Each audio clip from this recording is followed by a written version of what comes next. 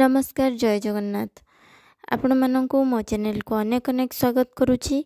आज आम देखा आलूर गोटे सुंदर नुआ रेसिपी जोटा कि आपण हार्डली 10 मिनिट्स रे पूरा बनईदेवे। प्रोसेसटा टोटाल 10 मिनिट्स रु भी कम। तो आपड़ जो सकाଳେ झटपट किसी ब्रेकफास्ट बनवाक चाहते रुटी परोटा किंबा पूरी सहित किंबा जो मैंने परिबा खाया पसंद करती से भात सहित यही तरकारीटा रांधिकी खाई पारे। आपड़ चाहिए पियाज रसुण को स्किप करिकी खाली अदारे भी बनई पारे। ओषा बार व्रतरे एथिरे किछि भी दरकार नहीं बेसी जिनस देखंतु मैं 2 टेबल स्पून तेल जमा देइछि, बहुत कम तेल आउ सुखिला लंका टिके फुटेइकरी टिके पंच फुटण बास्ना पई पकेइली आउ 2टी छोट छोट पियाज को स्लाइस करके पकेइली। पियाज रे टिके जारी ही गला परे आमे मु काट रखिछि आलू को काटिकी रखिछि। मु नेइछि 3टी मीडियम साइज रा आलू ताको मु चोपा छड़ेकी धोईकी ताको एमिति छोट छोट खंड रे काटी नेइछि। देखंतु केते सुंदर लागुछि आलूटा पड़ीगला परे। एटा बहुत सिंपल रेसिपी आ जो मैंने परिबा खाया पसंद करंतिनी आलू जो मनकर फेवरेट से तो बढ़िया। देखो मु कलर दे देली हळदी गुंड 1 टीस्पून आ स्वाद अनुसार दे देली। एटा जेहेतु ग्रेवी हम मु एकाथरे लुण दे देली ग्रेवी पई। तो आपण जदि न जानि परिबे शेष रे लुण देबे।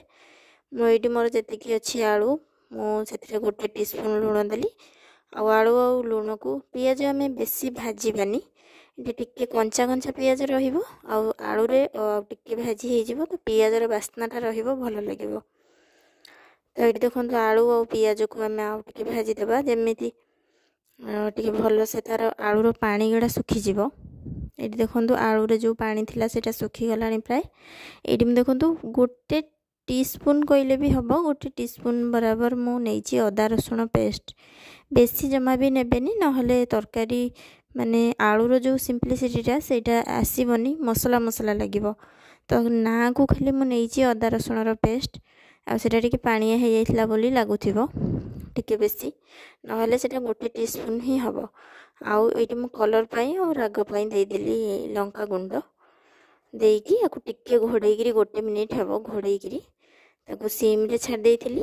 केना जेहेतु बहुत कम अदा रसुण बटा तो मसलार किछि कंचा गंध ही रहिबनी केना आमे भाजीबा भितरे सेटा हेइ जिवो मसलाटा कसी हेइ जिवो। तो मसला आलू सहित भाजी हे गलानी मु एठी दे देइछि 2टी मीडियम साइज रो टमाटो को स्लाइस करिकी। एटा हमर जेहेतु आलू आ टमाटर करी होउची तो ग्रेवीटा होउची तो एठी टिके खटालिया न लागिले तो भलो लागिबनी। तो सेथि लागि मु टिके टमाटो अधिका देबी आलू को टमाटो को लगी जीवनी बोली टिके पानी दे देइछि। देखंतु आंच पूरा सिम रे अछि आउ मु ताको घोड़े देबी टमाटोटा टिके सॉफ्ट हवा जाए।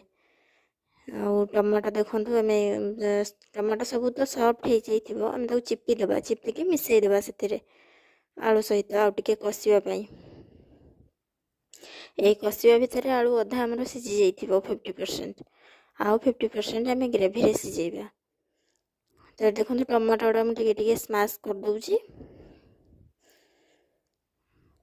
आउ देखो ग्रेवी भी टिके मोटालिया हो गलानी सब टमाटो जो स्मैश हो गला। ये मुझे 1 टीस्पून देइछि कस्तूरी मेथी। कस्तूरी मेथी देवा द्वारा बहुत बढ़िया फ्लेवर आसी थाए आलू सहित। तो ये तरकारीटा को आप पूरी सहित खाइबे तो बहुत बढ़िया लगे। पूरी परोटा रुटी भात सहित बहुत जमिबो ये तरकारीटा। ये देखो कषि देकी टिके मु सेथिरे दे देली टिके गरम पानी जेतिकी आपण ग्रेवी रखिबे ताठू टिके अधिका पानी देबे नहले ग्रेवीटा मोटा हे जिवो बहुत। तो मु एटा राइस सहित खाइबा पई करथिली तो सेथि लागि मु टिके जेतिकी ग्रेवी रखिबी ताठू टिके अधिका पानी देइथली। एबे मु तरकारी तो फुटुची जेहेतु गरम पानी दिया हेइची तो प्रोसेसटा चलीजी। गरम पानी ही सब बेले खाइबार यूज करिवे जहा द्वारा कि कुकिंग प्रोसेसटा बंद होबनी आउ करीर टेस्ट भी सेम रहिबो। एठी देखंतु आलू सिझी गलानी मु गोटे चिपिकी देखौची 3 मिनिट पाखापाखि मु बसैथिली सिम रे। देखंतु आलू पूरा भल से सिझी गलानी। आमे ग्रेवीटा जेहेतु आलू अलगा और ग्रेवीटा अलगा लगुची तो आमे टिके टिके आलू को स्मैश कर दबा जहा द्वारा कि ग्रेवी टिके मोटा हे जिवो आउ करी रे भी टिके ଆଳୁର ମିଶିଯିବ, ଯାହାଦ୍ୱାରା କି ଫ୍ଲେଭରଟା ବି ଭଲ ଆସିବ। ମୁଁ ଏଇଠି ଡଙ୍କି ସାହାଯ୍ୟରେ ଟିକେ ଟିକେ ଦାବି ଦେଉଛି, ବେଶୀ ଦାବିବେନି, ଟିକେ ଟିକେ ଖାଲି ଗୋଟେ ଗୋଟେ ଆଳୁ ଦେଖିକି ଦାବି ଦେବେ। ମୋର ଏତିକି କନସିଷ୍ଟେନ୍ସି ଦରକାର, ତ ମୁଁ ଏତିକି ହିଁ ରଖିଲି। ଆପଣ ନିଜ ହିସାବରେ ଦେଖିକି ରଖିବେ। ଆପଣ ଯଦି ପୁରୀ କି ରୁଟି ସହିତ ଖାଉଥିବେ ତ ଆଉ ଟିକେ ଗ୍ରେଭି କମ୍ ରଖିବେ, ନହେଲେ ବେଶୀ ଭଲ ଲାଗିବନି, ପାଣିଚିଆ ଲାଗିବ। ଏଇଠି ଦେଖନ୍ତୁ ମୋର କରି ପୁରା ରେଡ଼ି ହେଇଗଲା। ଏତେ ସିମ୍ପଲ୍ ଆଉ ଏତେ ଟେଷ୍ଟି ରେସିପି। ଆପଣ ଯଦି ଥଣ୍ଡା ହେଇଥିବ ବି, ପାଟି ଭଲ ଲାଗୁନଥିବ, ଏମିତି ଖଟା ଖଟା ତରକାରୀ ଖାଇଲେ ନା ପୁରା ଟେଷ୍ଟ ଚେଞ୍ଜ ହେଇଯିବ ଆଉ ପାଟିକୁ ବି ରୁଚିବ।